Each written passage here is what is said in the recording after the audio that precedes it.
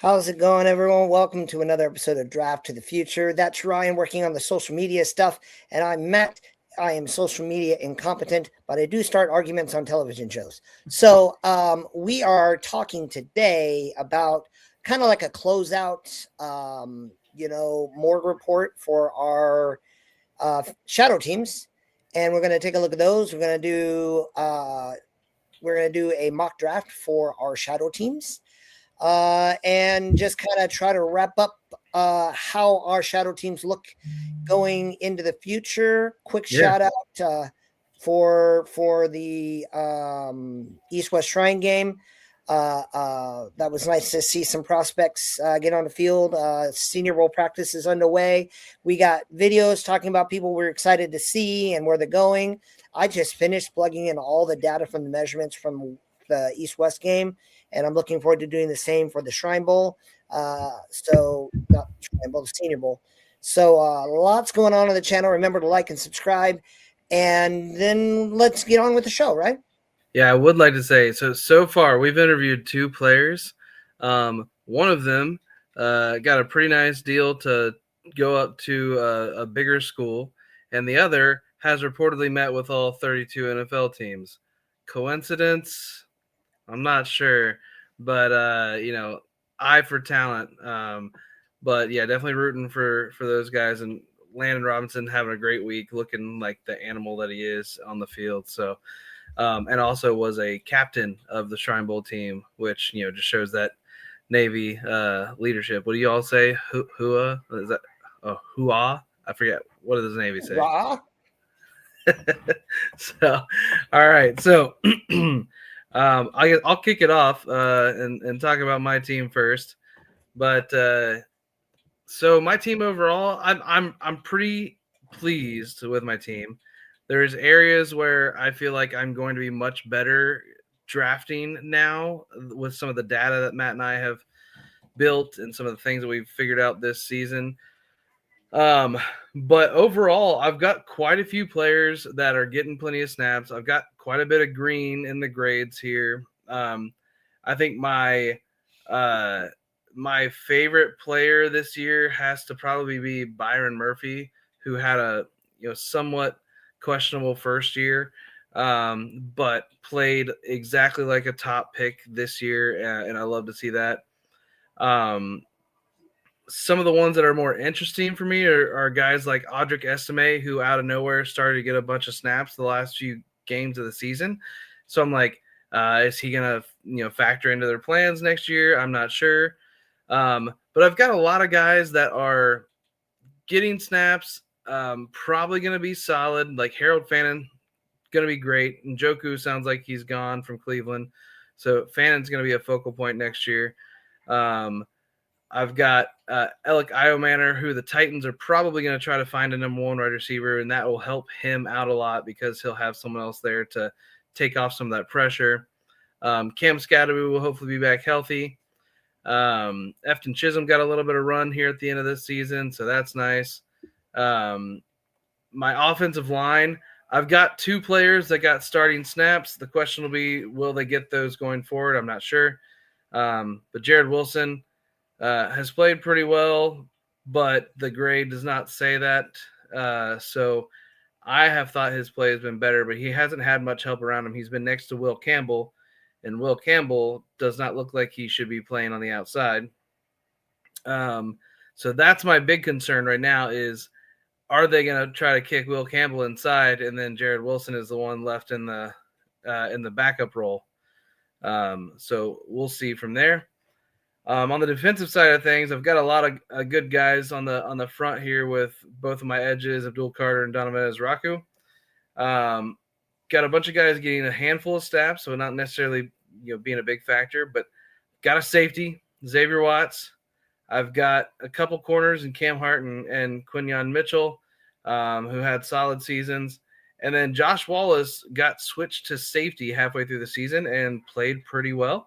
I don't know if that's going to be, if he's going to actually get to do that going forward. We'll see. Peyton Wilson, which I love to see the Steelers play poorly as a Bengals fan, but when he's on my shadow team, it's a little frustrating because he got tons of snaps, but did not look great. But their team's going to be going through a change, so maybe that'll be different. I may have locked up my entire special teams unit, which that would be a home run season for me if that happens. The kicker, I didn't update this. I believe he's actually with the Giants. He was with the Falcons, but Ben Saul's the kicker. He kicked well to end the season for the Giants. So they've got a new regime in there, so maybe that's going to stay or not. But overall, I'm pretty happy with my team. My depth chart is right here. I kind of broke things down a little bit more. I did confirmed starter, hopeful starter, depth, special teams, and likely done. Unfortunately, lots of red. There's a lot of likely done. I think Matt and I both believe that our lack of understanding of the best way to draft for a shadow team is what caused some of our issues early on, because we were drafting guys we liked regardless of what the league thought of them.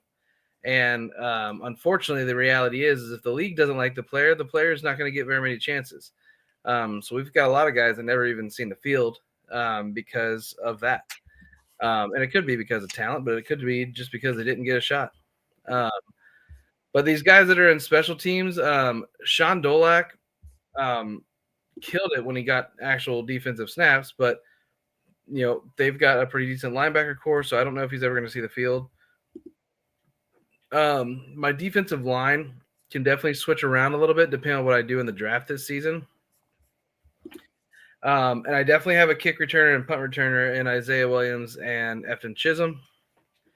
I think obviously the biggest question is going to be my offensive line and my quarterback. I'm probably not getting a quarterback high this year. Mendoza is going to be the only one, and he's going pick one, and I don't have pick one. So that's just a reality of it for me. I'm going to try to target some offensive linemen. And the way that I plan on doing this, because the rule for offensive linemen is whatever position they play, you can move them one left or one right. So I'm honestly going to be looking for centers, left guards, right guards, unless the perfect tackle falls to me. Because I figure I can make my line out of interior offensive linemen, because that's just the rules for shadow teams. Even if, I wouldn't necessarily want the guy at left tackle in the real world. Shadow team rules say I can put him there. So that's something I might do, because Mahogany's a left tackle or a left guard. I can move him out to left tackle. And if let's say I got Brian Parker in round 3 or something like that. And he gets put at center. Well, then I can keep him at center. I can move him to left guard, right guard. Gives me some options. And then quarterback, there's definitely going to be some guys I'm interested in later in the draft. And when we do some actual mocks here in a little bit, I can talk about some of those. But wide receiver is also a big area of need. But I think that's really what I got to talk about for me. Overall, I've got, 1, 2, 3, 4, 5, 6, 7, 8, 9, 10, 11, 12, 13 that I would consider confirmed starters. And considering you want 6 per year when you're doing 2 picks per round, I feel like I'm on target. But they're either starters or they're not seeing the field is kind of where I'm at right now. So lots of these guys might go in the graveyard. This will be the first year where we actually go above 53 for our rosters. So I'll definitely be having some of these guys probably end up in the graveyard this year. But Matt, I'm gonna pass it off over to you. All right. So just an overview. I have. Let me see here. I didn't do what I really wanted to do. I had 5 stars, like people who performed at the star level, 7 above average players, 4 average players, and 5 below average, and 6 who were just flat out awful. giving me a total of 27 players, 9 contributors, 4 starters, and 3 getting some time, which basically means like they got some snaps, but it wasn't more than 200. So because in my first draft and even in my second draft, the way I've learned linemen work is unless you're a round one guy, you might get in there, you might get starts, but you typically like filter in. Wyatt Milam may indeed get some opportunities. He may be a starter next year, but I don't know. With the new coach in Vegas, I don't know if JPJ is gonna get shipped off. I mean, he's got to be start somewhere. He's really good, especially when you play him at his right position. Yeah.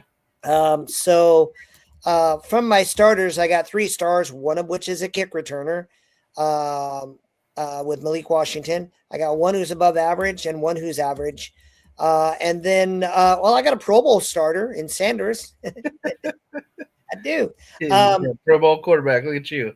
Well, so fans love my starting quarterback, and I wish Cleveland did too. So we'll see how that goes. Let's see here. Just to run down, guys, like Ashton Jeanty, I think he'll be fine. He's one of my starters.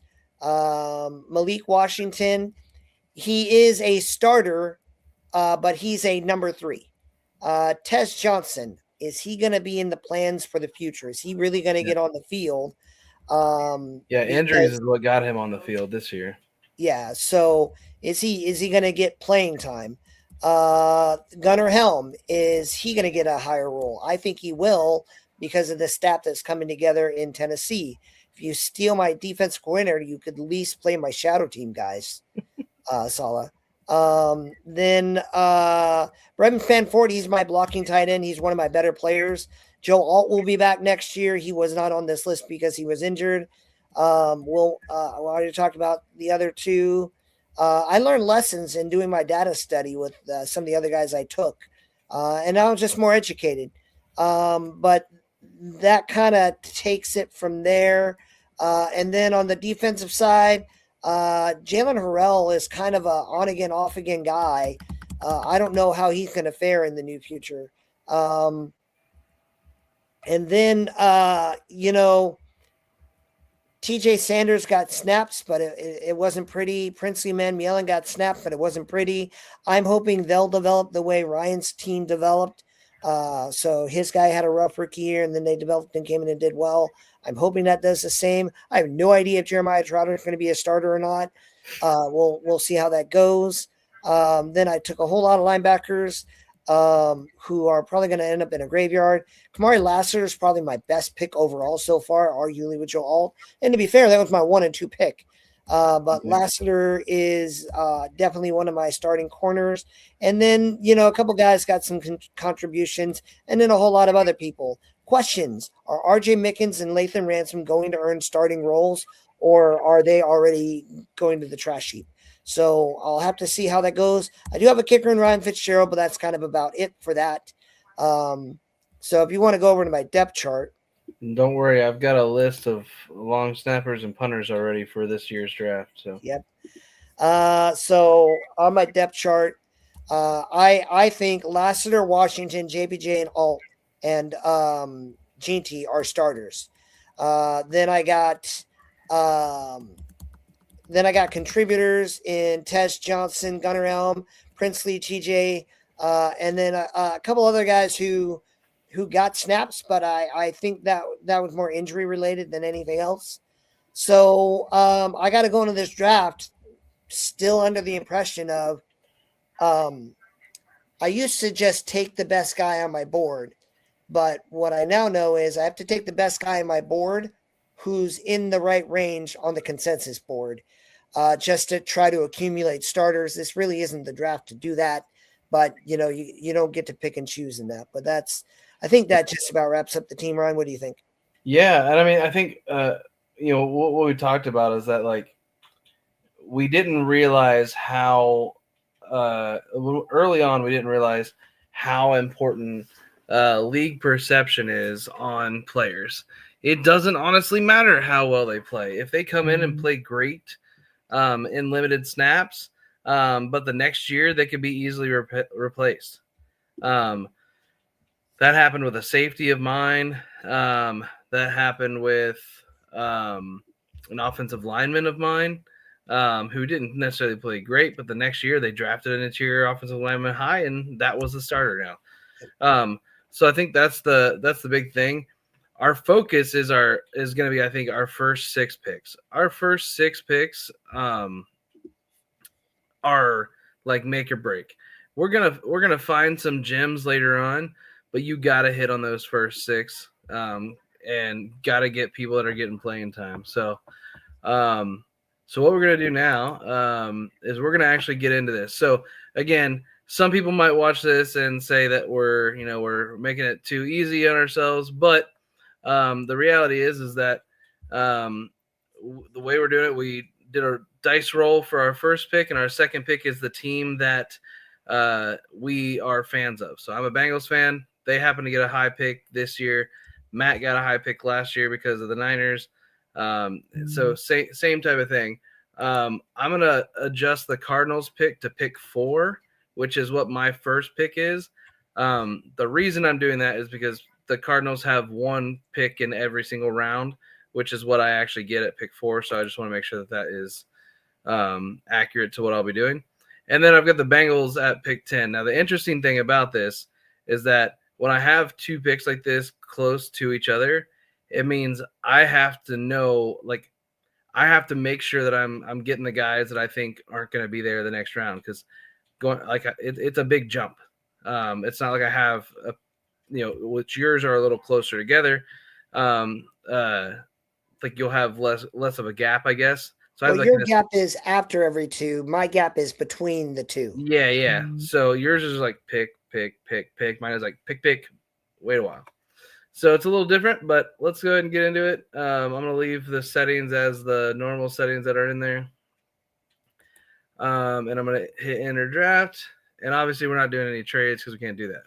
Another thing to note, PFF tends to take guys sooner than they're going to go.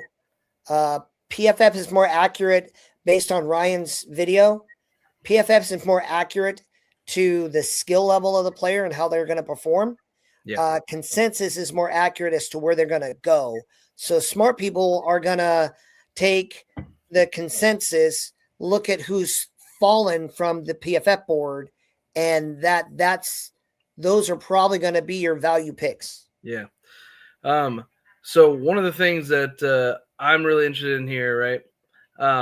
I've got Ruben Bain, I've got David Bailey, I've got all these guys, but I also have to look at, because we don't have free agency, we have to marry need with talent, right? So while I could easily take Bain or David Bailey, I believe I'm going to end up landing on taking Sonny Styles. Reason I want to take Sonny Styles with pick 4 is because, one, I have nobody that is getting snaps that is playing well at linebacker. That is a very weak position for me. And I think Sonny Styles is a top 5 player in this draft. I think he's going to be around for a decade. And I think he's going to be an impact player as a rookie. Other players I considered would be wide receiver or these other defensive players. The reason I'm going with Sonny Styles is I don't think he's going to be there at 10. And I really, really want him on my team. Whereas I think there will be a defensive player or a wide receiver that I like at pick 10. So with my first pick, I'm going to take Sonny Styles.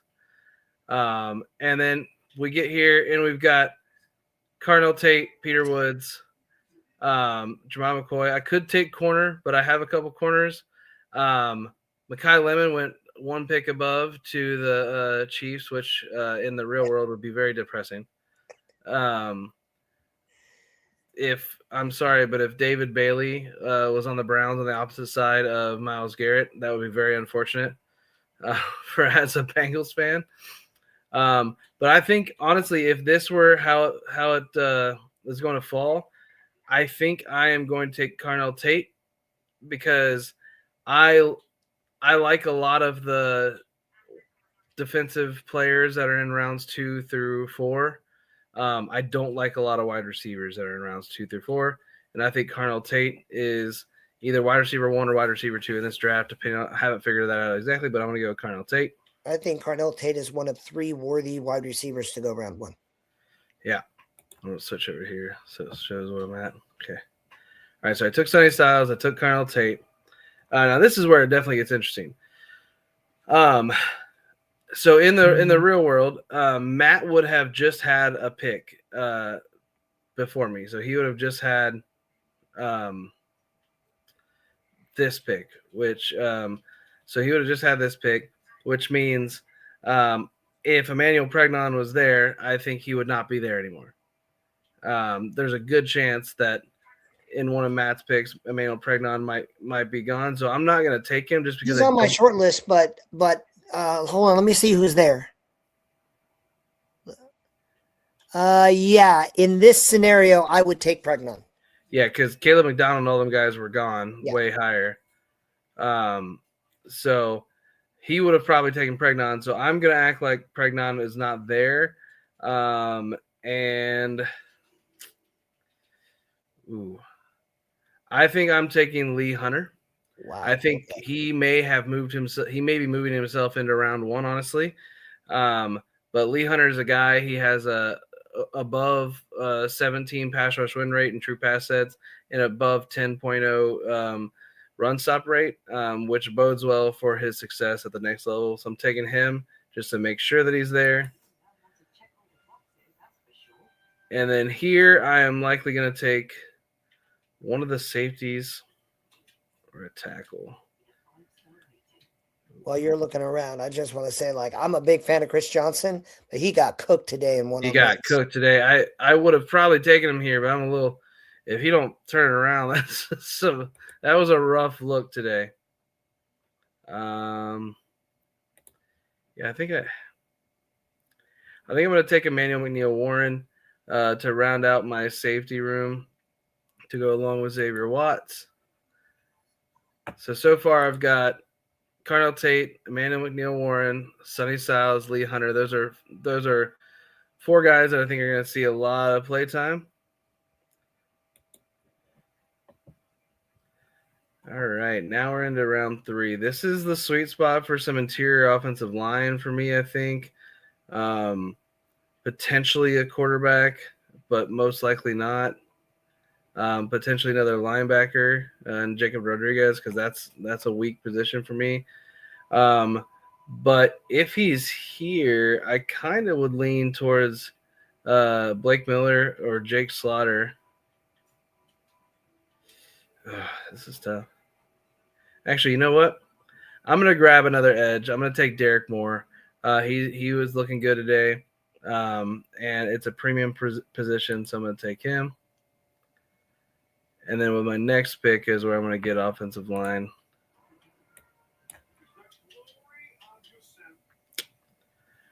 Ooh. All right. In this scenario, I think he would have been gone to Matt already. I don't know. What pick is this? Jake Slaughter, 74.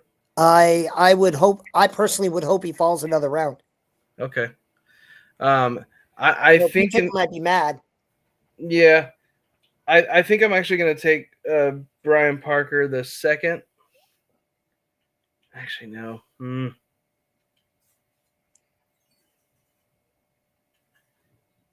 Yeah, I am. I'm going to take Brian Parker the second. I like his position versatility. I think he's going to get on the field. That's what I'm going to take. And see, that's a questionable one. Any offensive lineman you're not taking in the first round, you might not see the field right away. Mm-hmm. So that's tough. I will never. White Milam was a 3rd round pick. Yep. I will never touch this player right here, Carson Beck. I will not be drafting him.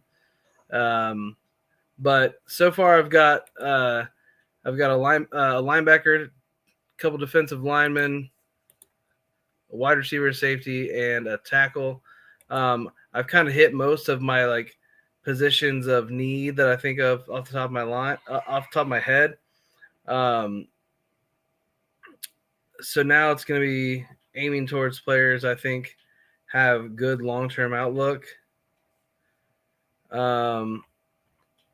And here, let's see. Pull up linebacker again. Can wait there.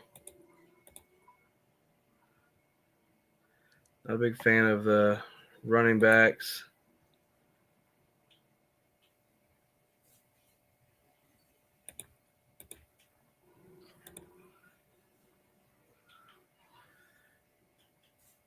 Yeah, you know what? I'm going to take another wide receiver and the guy that I followed all year long in Eric McAllister. I think he is going to be a good distance type, like deep ball guy all of his career.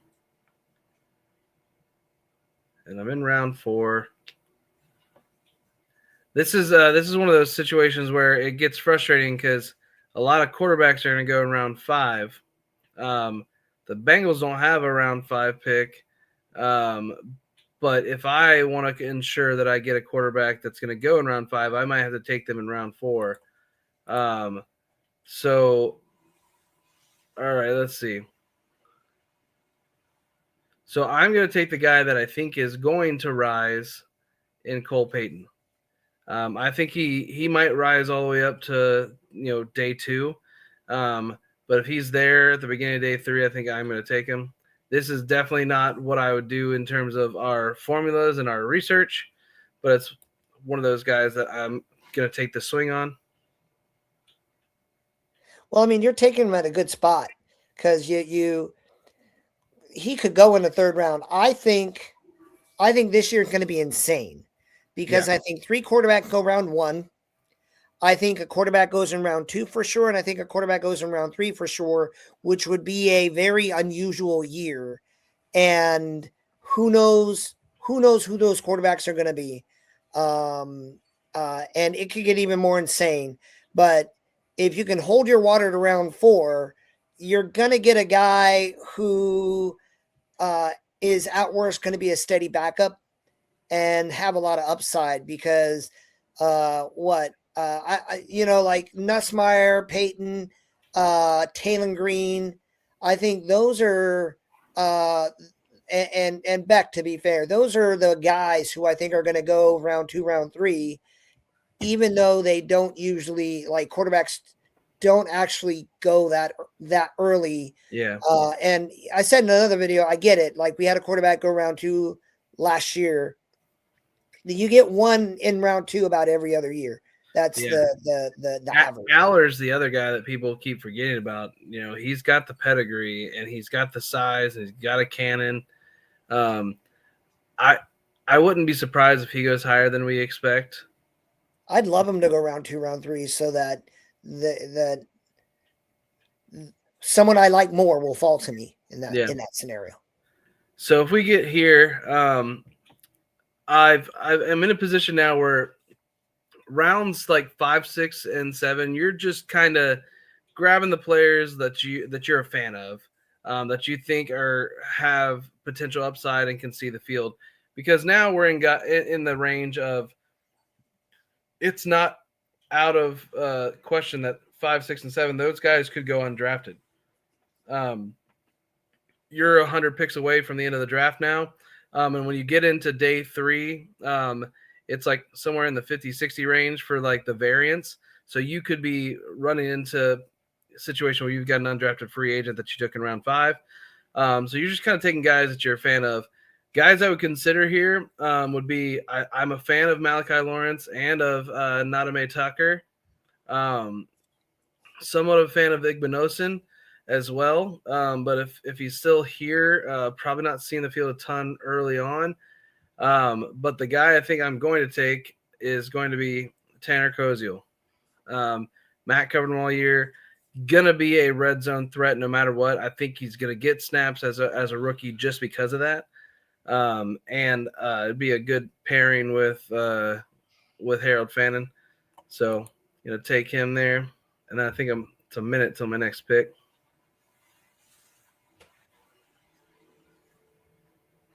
With the rise of the 2 tight end, the 3 tight end sets, the 2 tight end sets, you're gonna need You're going to need 3 tight ends you believe in. Yeah. All right. So now I'm in the 180 range. Linebackers could be good. If you want to look at long-term outlook, tackles, and most of the time tackles aren't going to see the field. If they're taking, Casey's a guard. Yeah, he's a guard, and he'll be gone by then, I'm pretty sure. I could take a running back. Running backs have some success here. Let's see. Actually, that is what I'm going to do. I'm going to take a little early, but one of my favorite running backs in the draft / wide receiver in Eli Heidenreich. This is a little bit of our bias showing here, but he also was killing it at the Shrine Bowl. So I think that he is going to be a guy that has success at the next level. All right. Now I'm at a position where I'm just going to start grabbing guys that I think have high upside. I took one defensive tackle that's definitely more of a nose. James Thompson Jr. is a guy that is killing it right now at the Shrine Bowl. That'd be an interesting one. Oh, actually, I know who I'm going to take. I'm like, you better do it now. No. This will not stay. There's no possible way this stays this way unless he's got medical issues. I mean, you can do it because it's a whole different board, whole new board for you. But Tre'Davious Stukes is one of the best nickel corners there is in the draft, in my opinion. I believe the medicals are the question for him, but we'll see. But yeah, I would take him here in a heartbeat. And then just to make sure that I don't lose him, I'm going to take our guy Landon Robinson here. He is showing people. I have seen three different comps for him so far this week. One was Poona Ford, which is who everyone comps any short defensive lineman to. Then there was Mike Daniels, which was interesting because Mike Daniels is just barely 6 foot. He had a nice long career with the Packers, and he was with the Bengals for a little bit as well. And then the third one that I'm surprised I didn't think about actually, is Geno Atkins. Geno Atkins is the comp that a lot of people give to Peter Woods, who's only like 1.5 inches taller. But Geno Atkins was a little bit shorter than I think Peter Woods was. And Landon has shown he had a play today in the Shrine Bowl where right off the snap, I saw him. He just kind of one hand shoved an offensive lineman. The offensive lineman went off his feet, and then the play went the opposite direction. So he didn't make a play, but the burst and strength that he has, that's a guy that I want on my team. And now these are the guys that you take just because you don't want Matt to get them as UDFAs or and here I think this would be a good spot for another running back. So let me look at that. I do like Kalen Black. All right, actually I already took a running back, didn't I? Yep. I did. Let's see, what other linebackers we got? Gentry's gonna fly up boards. People are waking up him. All right, I'll take a guy that is performing really well at the Shrine Bowl right now, and Jaden Duggar. Haven't looked into him too much, but he's looking good on film. And then here, I'll look at what offensive linemen there are. This is another guy I think is going to go up boards, but I'll take Caden Barnett, the guard out of Wyoming.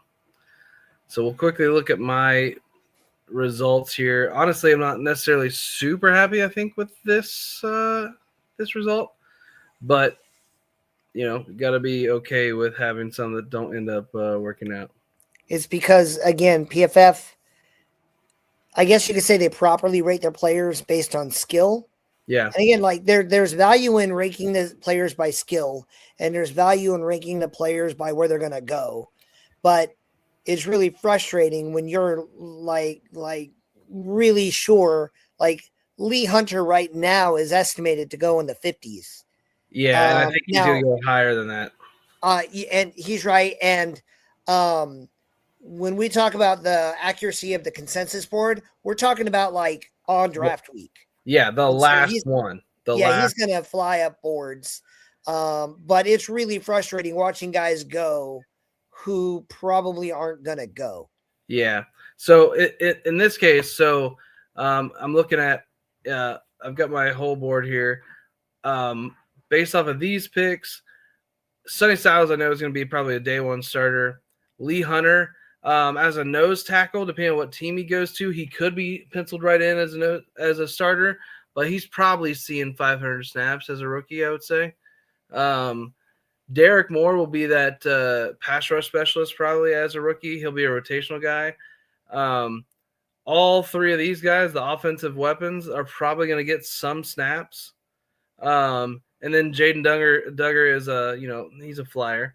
And then on this side, Carnell Tate's going to be some teams potentially number one, or even if he gets drafted to a team that has a number one, he's going to be a star, I think, right away. Emmanuel McNeil Warren, if he goes in this range, is probably going to be a starter. Teams draft you right here to be a starter. This is the one that'll be these two. Both of these two probably aren't seeing the field much in year one. So both of these are picks for the future. And then honestly, same with these three. All three of these are probably picks for the future. Now, Landon Robinson, again, I'm biased showing, but we're both pretty certain he's going to get onto a team, show what kind of leader he is and the kind of like workout dog he is. And a team's gonna fall in love with him. But those are my guys. Matt, how would you grade that if that was my draft?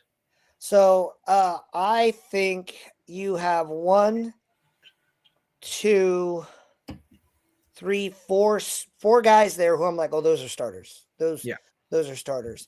And then probably another 4 who could elevate in that year or in a year to follow. I'm higher on Brian Parker than a lot of others. I think Parker will fly up boards. I think he will be a day one starting center. That's why I took him there, I don't think he's going to fall. And like you called Stukes a nickel, and the data says like there are people who have to be nickels. Yeah. And anyone could be a nickel. But Stukes, I'd try him outside. I really would. The guy is so twitchy. So kind of see how that goes. I think Styles and Hunter are home runs. In this draft, you just got to lock in guys are going to start, and those two, they're going to get there. Derek Moore is warming on me, but I don't think right now this second he's an every down edge rusher. I think he's a situational pass rusher, which, you need those two on your team. Right now I got like 40,000 edges and the only one I have getting any snaps is like a 39 grade. So what do I know? All right. Well, overall, I would probably grade myself like a B minus, maybe. That's fair. There's some guys I like, but maybe a little bit too much for the future in this one. But honestly, if I could get those first 4 picks, I don't think Lee Hunter is going to be there. If he keeps doing what he's doing in this Senior Bowl week, I think he's going to be gone in round 1, and I will be sad. His production scores are off the charts. Yeah. So if his athleticism scores, he could fall into that. So nose tackles. Vita Vea, he went round 1. Nose tackles don't typically. That's why everyone's lower on McDonald. They're not lower on McDonald because they don't think he's good. They just know where nose tackles live. Yeah. Well, and that's the thing is like, he is reportedly losing like replacing bad weight with good weight too, and he's looking like a little more svelte at the game. So, that's a player that I think is going to end up potentially in the 20s. So if you're giving yourself a B minus because of how you're satisfied with who fell to you, it makes sense. But I was watching what you were doing, and I don't know that I'd have done anything different. Yeah, You and know, that's the reality of the situation with when you're doing shadow teams. You have no free agency. You have no control over what teams are going to do with players. So you have to do this based off of your own belief in the player, based off of the research that you've done, the film that you've watched. And the sad part is you don't know what team it's going to fall to. Like, you could be like, this guy should get snaps year one, and then he gets drafted in the 5th round to a team with 4 of those guys ahead of him, and you're like, oh, he's going to be on the practice squad year one. That So honestly, that's what makes me just hate my draft. yeah, Because I used a premium pick on a guy I believe in. I believe in Shedeur. I don't know what the NFL is going to do. all right. So now we're going to do one for Matt. Matt, I'll drive, but you just tell me what you need. I'm going to look awkwardly at the screen.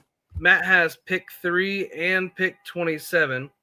So because of that, he gets. I'm leaving the Cardinals where they are because, again, they have 1 pick per round. And then he's got his Niners at pick 27. Now, right now, the Niners, I don't think they have a 5, 6, or 7. Okay.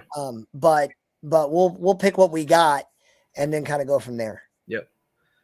All right. So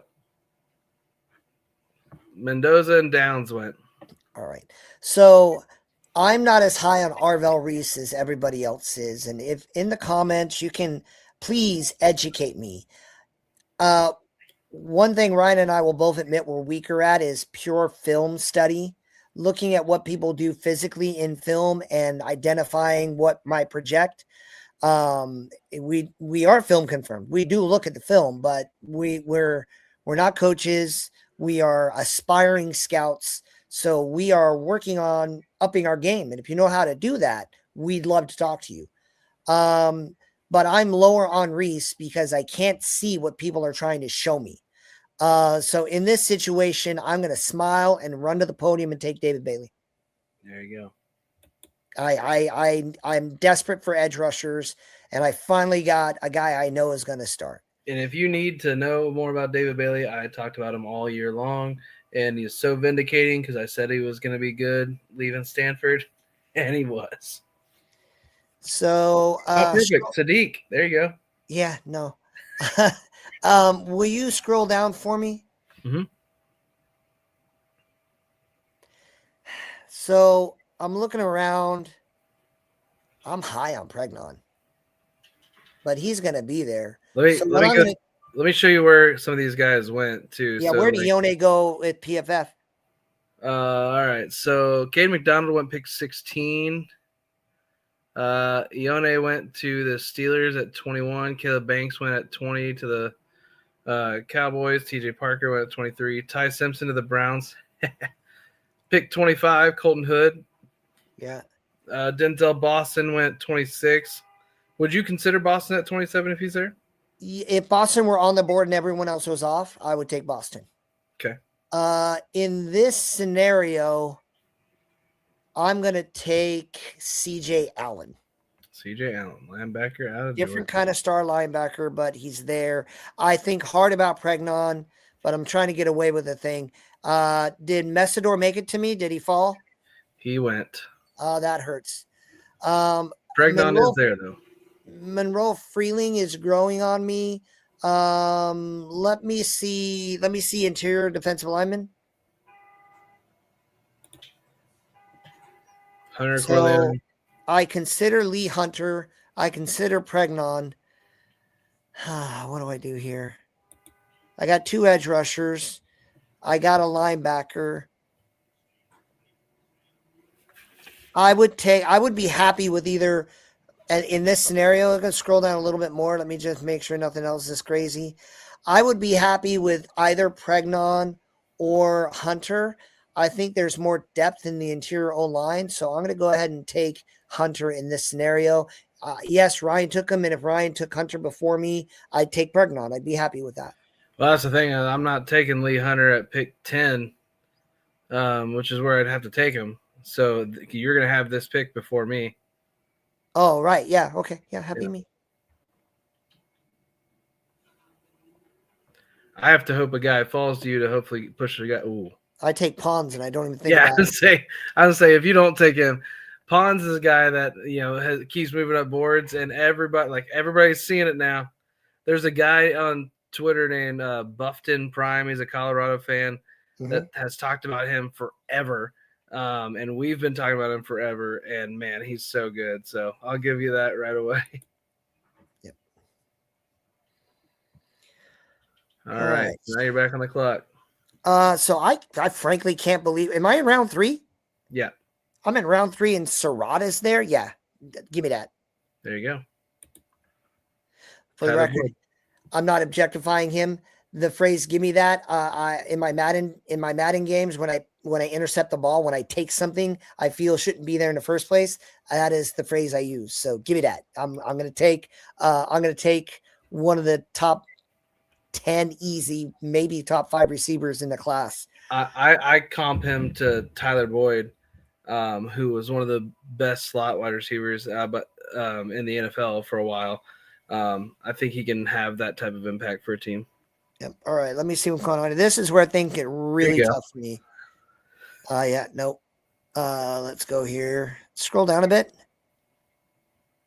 Oh, there's Brian Parker II. Yeah. Yes, please. There you go. This is a guy that actually is growing on me quite a bit. Sam Roush. So do I got my 6? I got Bailey, Hunter, Surratt. I'm happy. So and then, you're 6 right now. You've got Bailey, Hunter, Surratt. I think those are all 3 getting a lot of snaps in year 1. Mm-hmm. And then Allen, Pons, and Parker. Parker's the only one that might not see the field year 1, depending on what team he goes to. I would be okay. Like right now, I'm happy. I like Gil Howard. I don't know if I like him 107. But what position do you want to see? Well, really, I just want to kind of scroll down. Okay. I want to know who's around so I can kind of look. Gil Howard, I don't hate. I'm higher on Katron Allen than a lot of people. He might be my RB2, honestly. Yeah. And look, I got a running back, but we'll see. I like Taft. Okay, so let me see. I got a corner, so I'm happy. Let me see what corners are available. What pick am I right now? 127? This is pick, hold on. No, this is pick 104. Okay. So let me see. Okay, let me see corner, and I'm not in love there. Show me wide receiver.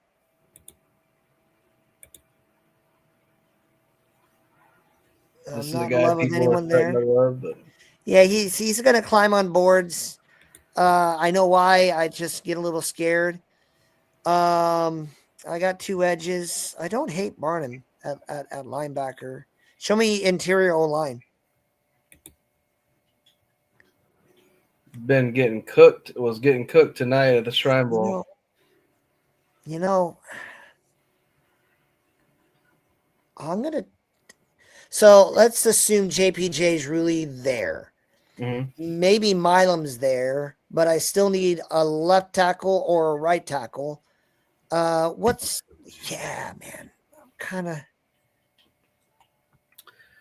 I'm kind of leaning toward. I'm going to take Rutledge. I like it. And then I got a whole bunch of 4ths. All right, I'm going to take Allen now because I can't. It's too much value. Gotcha. And then show me Taft stayed on the board. He did not. I hate my life. Bishop Fitzgerald is not terrible. No. Let me see the whole board, please. What round am I in? You're in the 4th, middle of the 4th.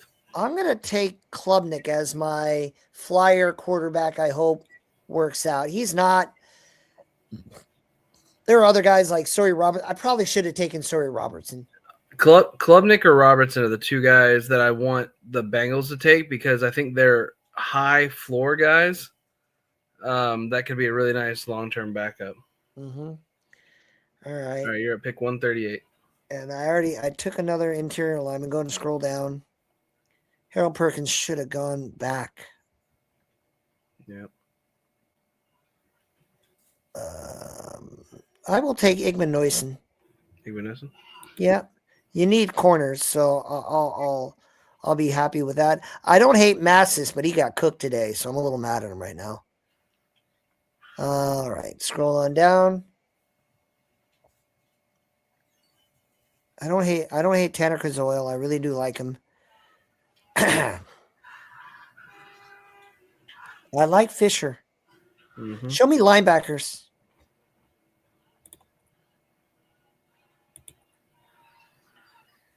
I'm gonna take Fisher, I like Fisher a lot. and I'm gonna take another one later if he's gonna fall that low. I'm gonna take him.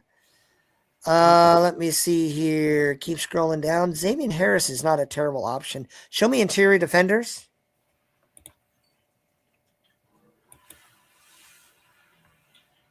I think Rayshon Benny's underrated. Zane Duran's overrated. I'm gonna go ahead and take Xavier Harris. Okay. And the Niners, like I would get a 6 and 7 for the Niners, but they don't. That's not gonna fly there. But we're not gonna blow a gasket over that. Here's a safety. Yeah, I'm ready for Bud Clark right now. All right, you want that?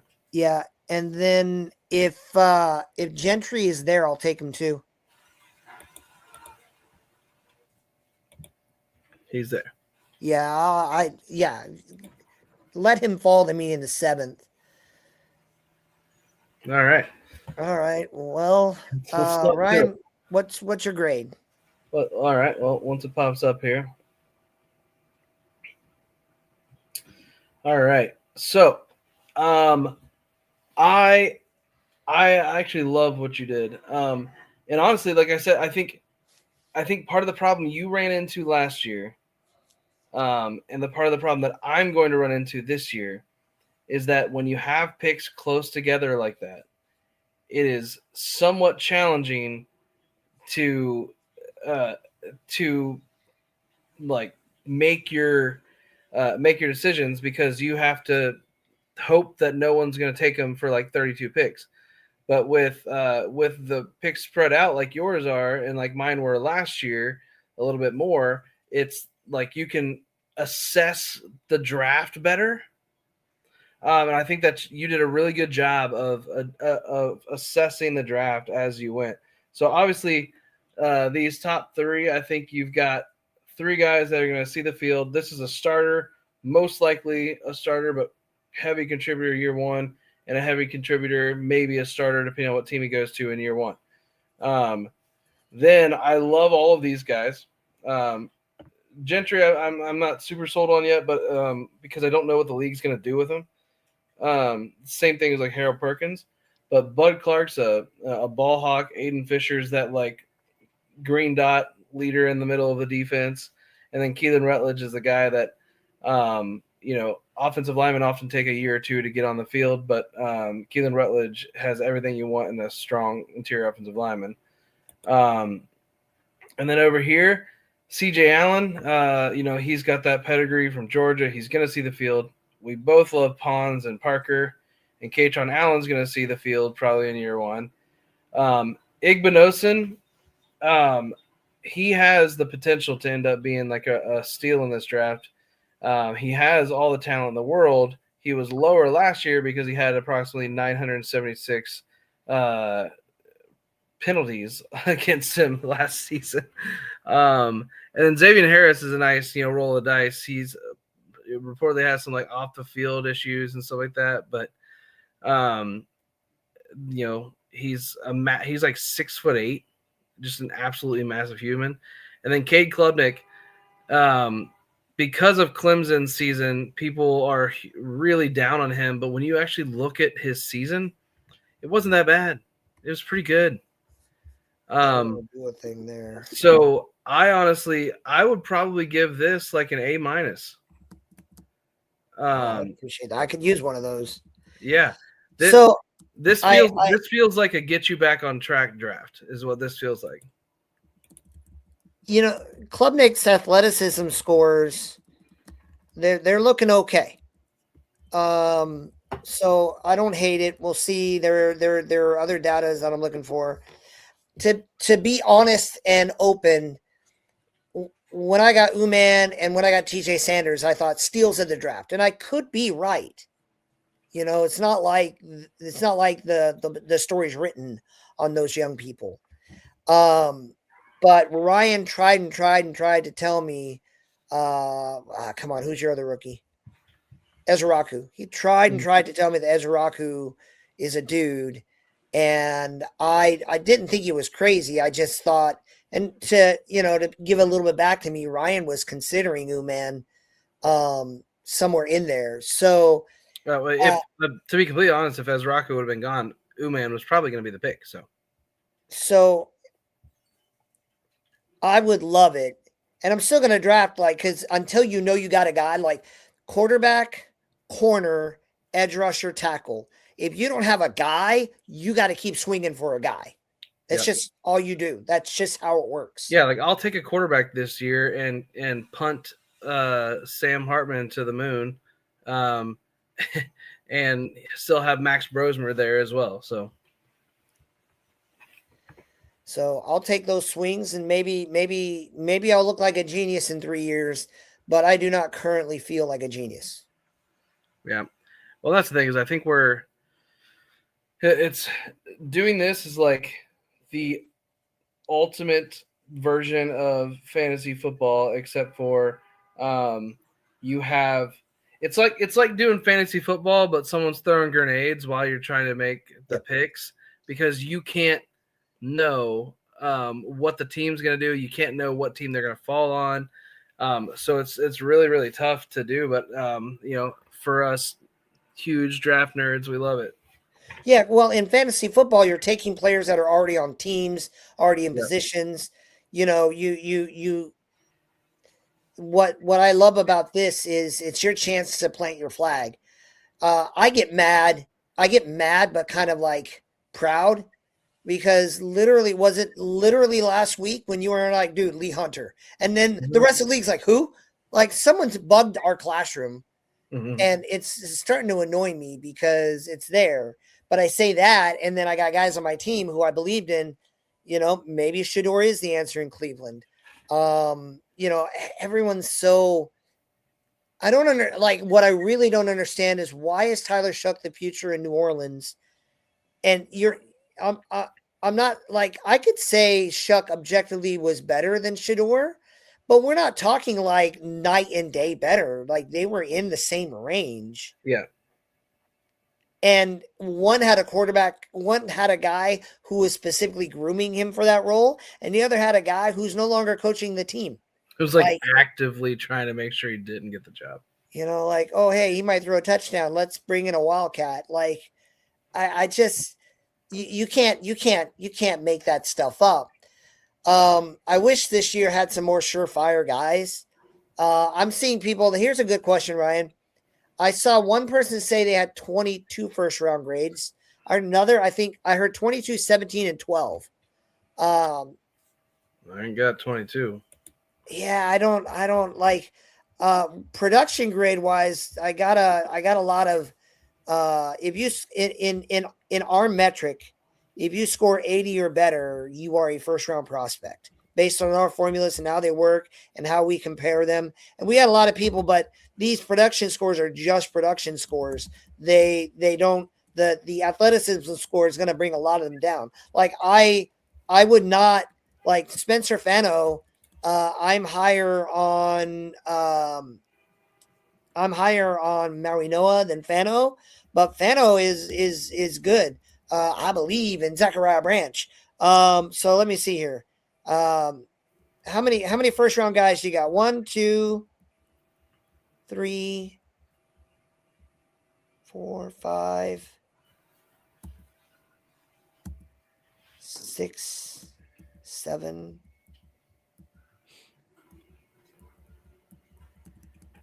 8, 9. I think I'm somewhere around 9 to 12 right now.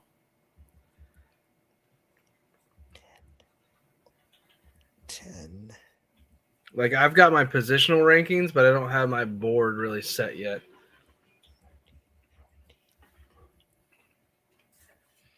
I have 15. Okay. So yeah, that's about the right ballpark. I'm only going to get one of those, maybe two. Yeah. Yeah. But well, that was fun. So next week, the plan is, unless anything changes, the plan is next week to be back here talking about the college all-star game standouts. We'll probably honestly just talk about Shrine and Senior Bowl. I doubt we'll talk about the American or Hula Bowl, which, the American looked like they did a pretty good job this year. It'll be interesting to see if they continue to grow. And then after that, it's weekly positional rankings until after the combine. Then we'll recap the combine all the way up until the draft. And we're still working on confirming. We've got some tentative confirmations on future interviews as well, which will be good with some players, potentially an agent as well. But we're going to be pumping out all kinds of content over the next few months, and then taking a little break after the draft. But as always, like and subscribe. Make sure you hit the notification button so you can be notified anytime we go live. You got anything for him, Matt? Nah, man. Keep it tuned in. We're going to bring you the content. All right. We'll catch y'all later.